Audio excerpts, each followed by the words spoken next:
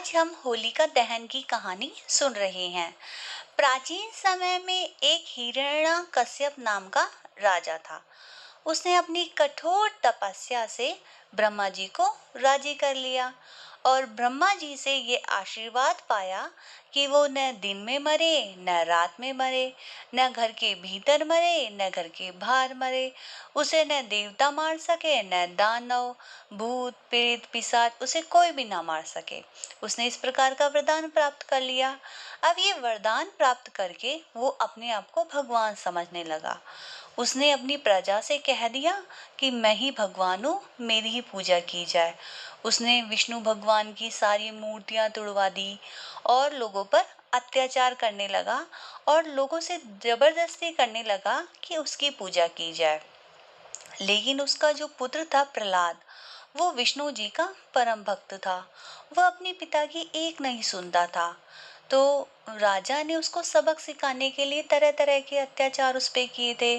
कभी उसे कुएं में गिरवा देता और कभी खाई में कुदवा देता, लेकिन वह हर बार बच जाता।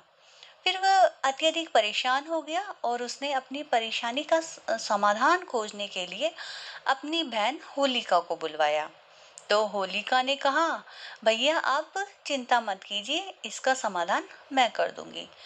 क्योंकि उसको एक वरदान प्राप्त था कि एक कपड़ा था उसके पास, उसको ओढ़कर अगर वो बैठ जाएगी तो आग भी उसका कुछ नहीं बिगाड़ सकती। इस बलबूते पर उसे अपने आप पे अत्यधिक घमंड था। तो उसने सोचा मैं गोद में लेकर प्रहलाद को बैठ जाऊंगी तो मैं तो बच जाऊंगी और प्रहलाद जल जाएगा। तो दोनों बहन भाई इस बात से बहुत खुश हो रहे थे सोच सोच के। तो एक उन्होंने क्या किया, अगले ही दिन ये प्रक्रिया की कि आज जलाई गई, उसमें होलिका बैठ गई और उनकी गोद में प्रहलाद बैठ गया और होलिका ने अपना वो वस्त्र चुन्नी ओढ़ ली। आग जली, लेकिन प्रहलाद तो अपनी भक्ति में इतना लीन था, उसे तो कुछ पता ही नहीं था।